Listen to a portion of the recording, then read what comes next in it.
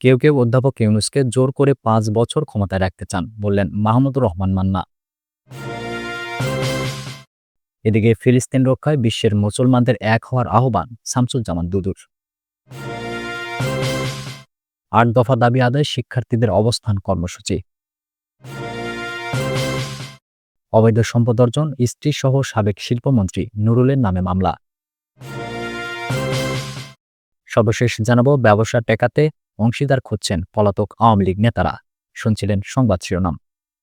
পুরো খবর জানতে ভিডিওটি শেষ পর্যন্ত দেখুন। সর্বশেষ খবর পেতে চ্যানেলটি সাবস্ক্রাইব করুন।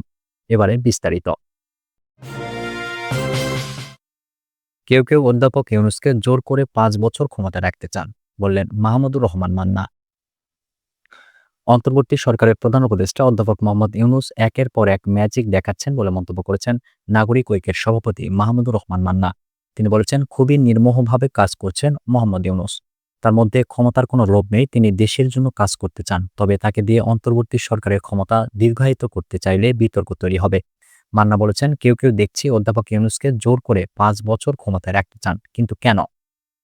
জনশক্তি সভার আয়োজনে রাষ্ট্রীয় মূলনীতি পর্যালোচনা শীর্ষক আলোচনা সভায় প্রধান অতিথির বক্তব্যে কথা বলেন মান্না।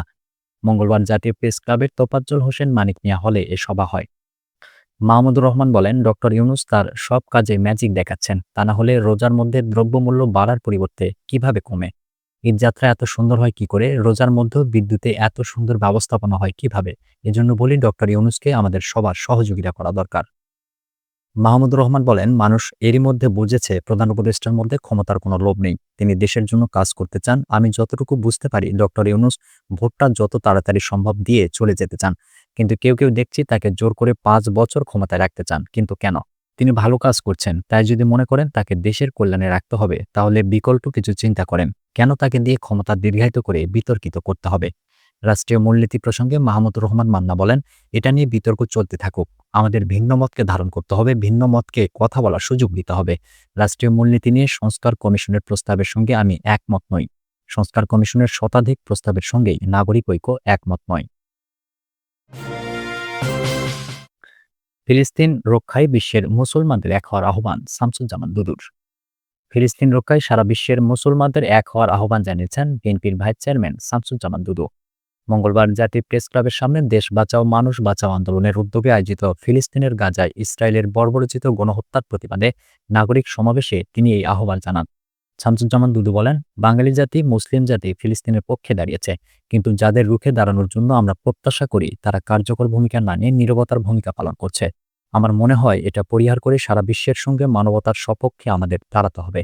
মানবতা রক্ষা যদি না করতে পারি, তাহলে ইসলামকে রক্ষা করা, হযরত মুহাম্মদ সাল্লাল্লাহু আলাইহি সাল্লামের প্রতি আমাদের যে শ্রদ্ধা এবং ভালোবাসা, সেটাও প্রশ্নের মধ্যে পড়ে যাবে। শামসুজ্জামান দুদু বলেন, জাতিসংঘের মানবাধিকার সনদের স্বাক্ষরকারী হিসেবে রয়েছে বাংলাদেশ। যেকোনো মানবতা বিরোধী দেশ, জাতি গোষ্ঠীর বিরুদ্ধে বাংলাদেশের অবস্থান থাকবে। আমরা সশস্ত্র সংগ্রাম এবং লড়াই করে মুক্তিযুদ্ধের মধ্য দিয়ে আমাদের মাতৃভূমি পেয়েছি। ৭১ সালে আমাদের বিরুদ্ধে গণহত্যা করেছিল পাকিস্তান। আমাদের বিরুদ্ধে তারা নির্মম নির্যাতন করেছিল। গণহত্যা কি, সেটা বাঙালি জাতি জানে। গণহত্যা কত নির্মম, ভয়ঙ্কর, সেটা জাতি ও দেশ হিসেবে আমরা জানি।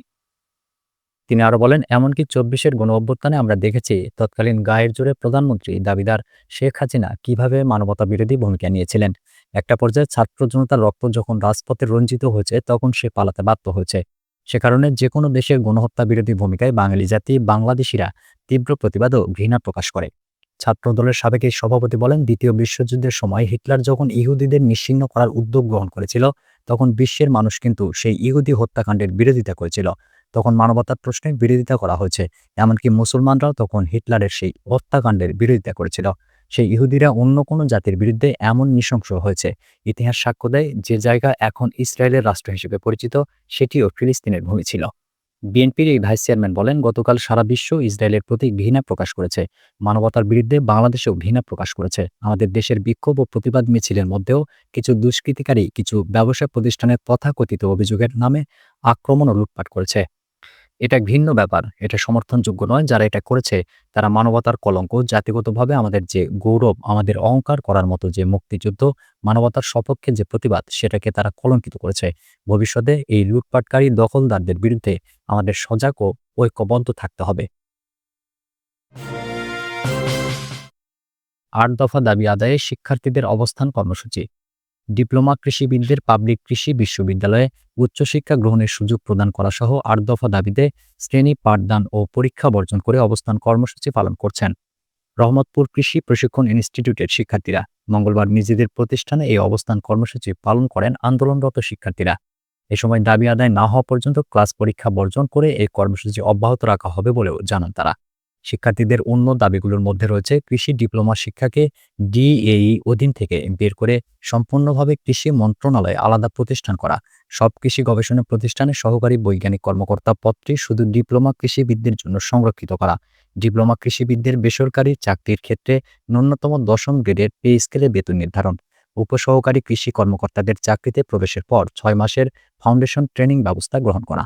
রহমতপুর কৃষি প্রশিক্ষণ ইনস্টিটিউটের অধ্যক্ষ মোহাম্মদ সাইদুর রহমান জানান, শিক্ষার্থীদের দাবি বাস্তবায়ন তার এখতিয়ার বহির্ভূত। এ সিদ্ধান্তটি উচ্চ পর্যায়ের এখতিয়ারের।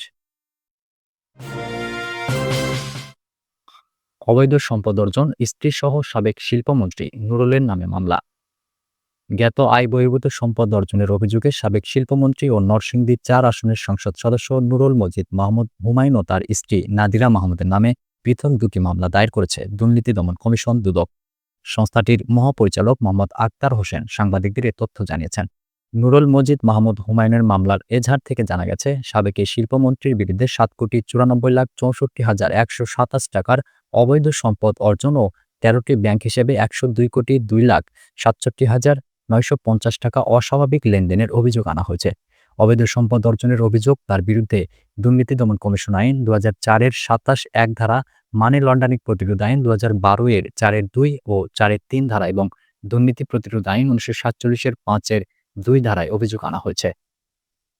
অন্যদিকে নুরুল মজিদ মাহমুদ হুমায়ুনের স্ত্রী নাদিরা মাহমুদের বিরুদ্ধে দায়ের করা অপর মামলায় তার স্বামী নুরুল মজিদকেও আসামি করা হয়েছে। তার বিরুদ্ধে 1,34,16,250 টাকার জ্ঞাত আয় বহির্ভূত সম্পদ অর্জনের অভিযোগ আনা হয়েছে। ব্যবসা ঠেকাতে অংশীদার খুঁজছেন পলাতক আওয়ামী লীগ নেতারা। দীর্ঘ 16 বছরের শাসনে বাংলাদেশের ক্ষমতাসীন দল আওয়ামী লীগের নেতারা একদিকে যেমন রাষ্ট্রীয় ক্ষমতার সুবিধা নিয়েছেন, তেমনি আরেকদিকে তৈরি করেছেন অর্থনৈতিক শক্তিও। কিন্তু শেখ হাসিনার শাসনামলের পতনের পর তাদের অনেক প্রভাবশালী নেতা দেশ ছেড়ে বাইরে পালিয়ে গেছেন এবং দেশে থাকা ব্যবসাগুলোর ক্ষয়ক্ষতি এড়াতে তারা খুঁজছেন নতুন অংশীদার। এসব নেতাদের মধ্যে শুধু সাবেক এমপি মন্ত্রীরা নয়, জেলা উপজেলা ও ইউনিয়ন পর্যায়ের নেতারাও রয়েছেন। তাদের মধ্যে অন্যতম শামীম ওসমান, যারা নারায়ণগঞ্জের প্রভাবশালী রাজনৈতিক পরিবার। তাদের ব্যবসা 5,000 কোটি টাকার বেশি, যার মধ্যে রয়েছে গার্মেন্টস, শিপিং, পরিবহন ও আবাসন খাত। শামীম ওসমান তার পরিবারের সদস্যদের বেনামে অংশীদারিত্ব ছিল দেশের শীর্ষ ব্যবসায়ী গ্রুপের হাতে। এখন তারা নতুন অংশীদারত্ব খুঁজছেন এবং এর মধ্যে বিএনপির কেন্দ্রীয় নির্বাহী কমিটির এক সদস্য তাদের নতুন অংশীদারও হয়েছেন।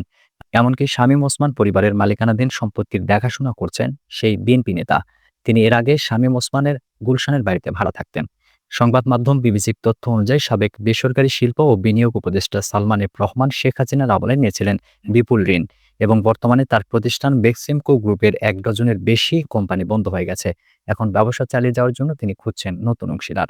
আরেকদিকে আওয়ামী লীগের আরেক নেতা গোলাম দস্তগীর গাজীও তার ব্যবসা পুনরায় সচল করার জন্য অংশীদার খুঁজছেন।